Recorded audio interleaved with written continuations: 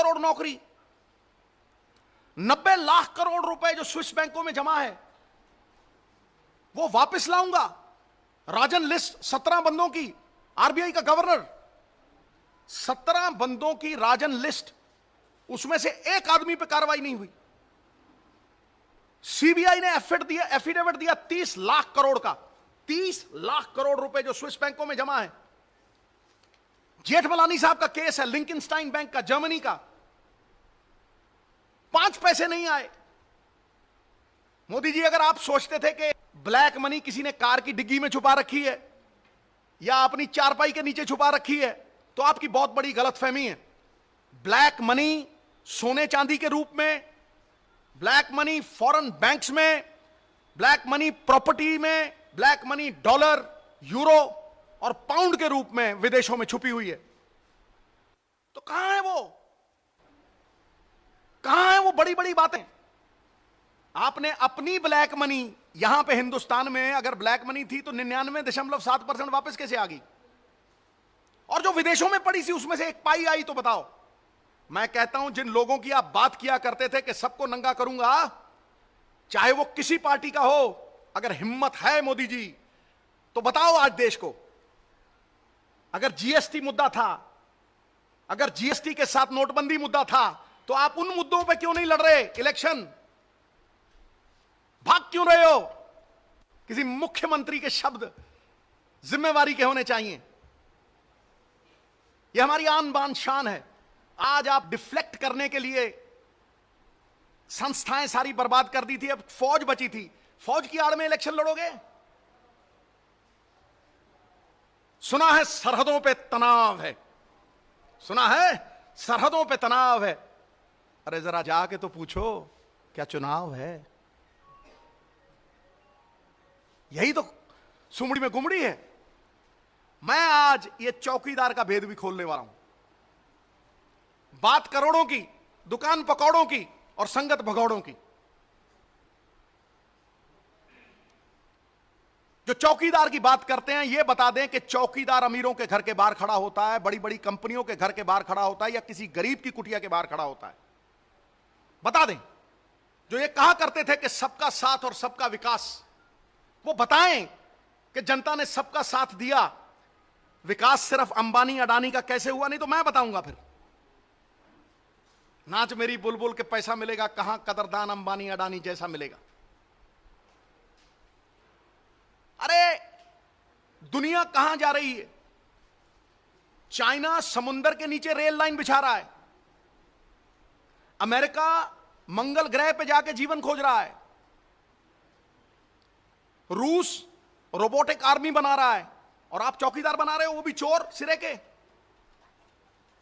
मोदी जी, आप कहा करते थे, और मैं आपसे पूछता हूं, हमारे कांग्रेस प्रेसिडेंट आपसे पूछते हैं कि अगर आप एक पेन लो तो उसका पक्का बिल लेना, तो जब राफेल के बिल की बात आती है तो आप बिल बिला क्यों जाते हो? बताओ ना कि आप राफेल के बिल के ऊपर बिल बिला क्यों जाते हो?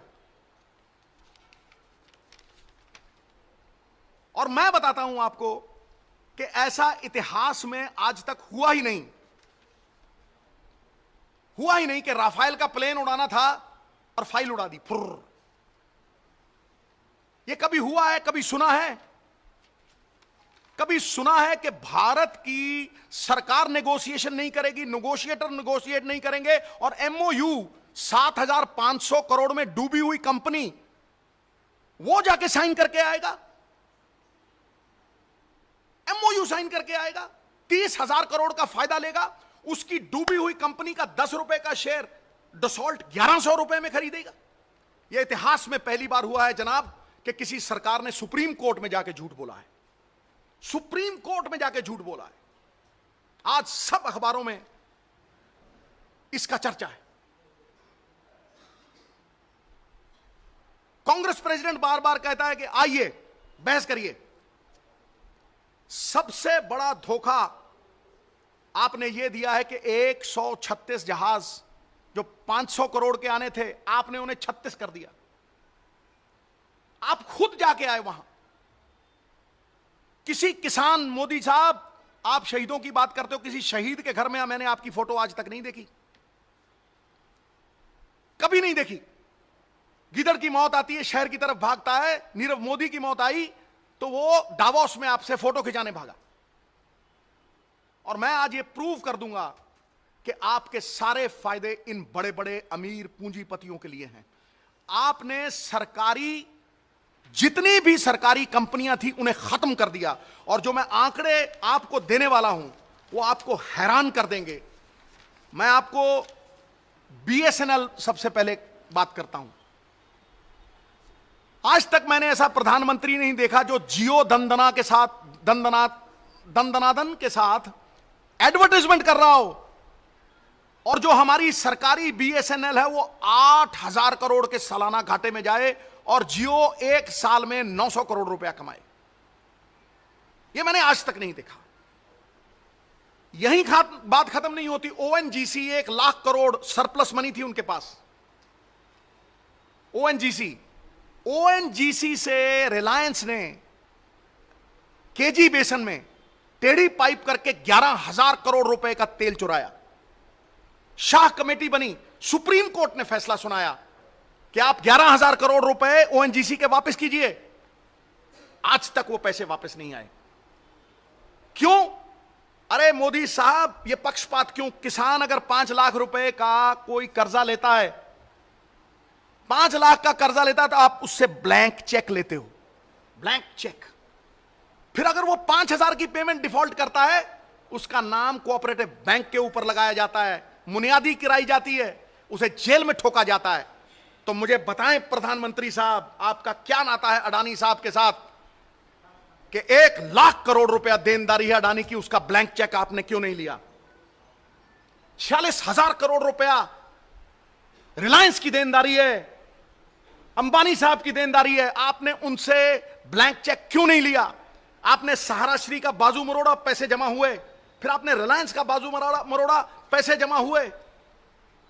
आपने थोड़ी सी घुरी की तो फट करके ये बड़े बड़े पूंजीपति पैसे जमा कराते हैं। तो ये कैसे हो गया कि आज जो मनमोहन सिंह सरकार में एनपीए 2 लाख करोड़ के थे वो आज 17 लाख करोड़ के कैसे हो गए? 17 लाख करोड़ रुपया सरकार को चूना कौन लगा गया? क्या आप उनके साथ, उनके खिलाफ कार्रवाई की आपने? किसान का 72,000 करोड़ रुपया कर्जा माफ सिर्फ मनमोहन सिंह और कांग्रेस ने किया। आपने इन बड़े बड़े पूंजीपतियों को 3.5 लाख करोड़ की माफी दी पिछले साल, 3.5 लाख करोड़ की 4 साल में। और अगर टोटल एनपीए देखें, और सारे सरकारी बैंक हैं, 5% प्राइवेट बैंक है, सब सरकारी बैंक पॉलिटिशियनों की मिली भुगत के साथ 17 लाख करोड़ रुपए का चूना लग रहा है। आपने कभी वो पैसा वापस लाया? अब मैं आता हूं किसान के ऊपर। साहब, किसान का कर्जा सिर्फ कांग्रेस की सरकार में माफ हुआ 72,000 करोड़। आपने कहा किसान की इनकम डबल कर देंगे। क्या डबल हुई? मैं आपको एक हैरान करने वाला फिगर देता हूं। 1970 में क्विंटल, एक क्विंटल की कीमत जो थी 70 रुपए थी, और एक सरकारी कर्मचारी की तनख्वाह 90 रुपए थी। उसकी तनख्वाह 400 गुना बढ़ गई, 500 गुना बढ़ गई, लेकिन किसान की एमएसपी सिर्फ 19 गुना बढ़ी। ये हैरान करने वाले वो हैं। पिछले 5 साल में 6-6 लाख करोड़ रुपए बड़े बड़े अरबपतियों को माफी दे दीजिए। आपने उनको इंसेंटिव कह दिया। किसान को अगर कुछ दिया तो सब्सिडी, उसको अंदर ठोका। आपने किया क्या है? You rate ability in man by what they finish, not by what they attempt. काबिलियत का आंकलन होता है कि आपने कौन सा कार्य खत्म किया। क्या गंगा साफ कर दी? क्या 2 करोड़ नौकरियां दे दी? मैं ये 340 वादे हैं इनके, 346 वादे जो पिछली बार इन्होंने बोला था। एक मुझे मिनट दीजिए, मैं आपको सारे पढ़ के सुनाता हूं।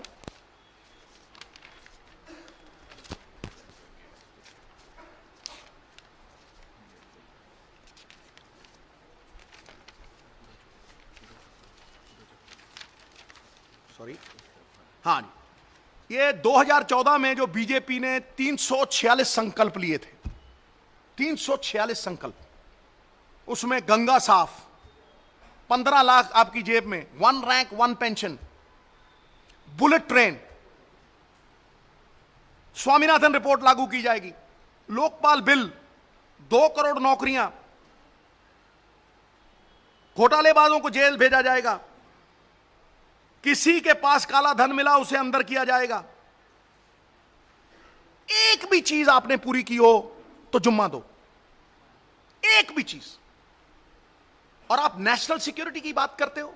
मैं पूछना चाहता हूं 1999 में कंधार में कौन छोड़ के आया था अजहर मसूद को? कौन छोड़ के आया था? आप बात करते हो, आप बात करते हो। और मुझे यह समझाओ कि 1700 आतंकी हमले हुए आपके कार्यकाल में, विच इज द हाईएस्ट। 8 जवान शहीद हुए थे 2010 में, आज 61 हुए हैं, हाईएस्ट। आपने क्या किया इसे कंट्रोल करने के लिए? क्या यह सिक्योरिटी इंटेलिजेंस फेलियर नहीं है कि 250 किलो आरडीएक्स जाके एक कॉन्वॉय में लगता है? क्या यह इंटेलिजेंस फेलियर नहीं है? उसके आगे कोई ट्रैकर नहीं था? क्या यह इंटेलिजेंस फेलियर नहीं है? डीजीपी ने कहा सीआरपीएफ के कि एयरलिफ्ट कर लो, सस्ता पड़ेगा, जवानों को एयरलिफ्ट कर लो। आप जब आपका कॉन्वॉय जाता है तो बवाल मच जाता है, चक्का जाम हो जाता है। 3000 जवान जब जा रहे थे, वो जवानों के लिए कोई फर्ज नहीं था। इन सवालों पे किसी ने कोई मुद्दा उठाया? लेकिन क्योंकि आपको इन मुद्दों से भागना है, इन मुद्दों से डिफ्लेक्ट करना है, इसलिए आप बात ये करते हो, छुटलाते हो। मैं आपको एक डंके की चोट पे बात कहता हूं कि पहले जब आतंकी हमले होते थे, और इसको ध्यान से सुनना, पहले जब आतंकी हमले होते थे तो इस्तीफे मांगे जाते थे। शिवराज पाटिल साहब ने इस्तीफा दिया मुंबई जब टेरर अटैक्स हुए, विलासराव देशमुख साहब ने इस्तीफा दिया। उसके बाद जब टेरर अटैक हो, चिदम्बरम साहब ने इस्तीफा दिया था, वो मनमोहन सिंह जी ने एक्सेप्ट नहीं किया था। लेकिन अब जब आतंकी हमला होता है तो वोट मांगे जाते हैं। भाग्य की विडंबना देखिए आप। सवाल मोदी साहब सत्ता पक्ष को होंगे, सत्ता में आप हो, और जो आपको सवाल करता है वो एंटी नेशनल हो जाता है। अब तो अडवाणी जी बोलने लगे हैं। जो आपके साथ है, तो आपका गुणगान करे, आपके साथ झूठ बोले, वही सही है। लेकिन जो आपके इन वायदों को फरोले, खोले और कहे कि इन बातों का जवाब दो, वो आपको जरा नहीं जाता। फिर उसके आप सवालों की लेजिटिमेसी को खत्म करते हो। आपने लोकतंत्र को गुंडा तंत्र बना दिया, डंडा तंत्र बना दिया, भय तंत्र बना दिया, ट्रोल तंत्र बना दिया। ट्रोल तंत्र, संस्थाएं आपने खत्म कर डाली, अपमानित कर दिया, उन्हें लाचार कर दिया, उन्हें मजबूर कर दिया। सीबीआई को रबड़ का गुड्डा बना दिया आपने, अपने हाथों की कठपुतली बना दिया, और रॉ के भेद खोल दिया आपने। जुडिशरी चौराहे पे लाके खड़ी कर दी। कभी सुना था भारत के इतिहास में कि 4 जज आके प्रेस कॉन्फ्रेंस करें और कहें कि यहां दाल में काला है, पूरी दाल काली है? कभी सुना था ये? मैंने नहीं सुना था। एक फौज बची थी और एक चीफ मिनिस्टर कहता है मोदी की सेना। फौज के कंधों से सियासी तीर चलाओगे? हैं? ये बहुत बड़े मुद्दे हैं साहब, बहुत संजीदगी वाले मुद्दे हैं। डरते और लोग होंगे। कायर आदमी रोज 50 बार मरता है, बहादुर जीवन में एक बार मरता है। Cowards die many times before their deaths. The valiant taste of death but once. तुम चौकीदारी की बात करते हो तो बताओ भाई, जब माल्या, नीरव मोदी, ललित मोदी भागे तो ड्यूटी पे कौन था?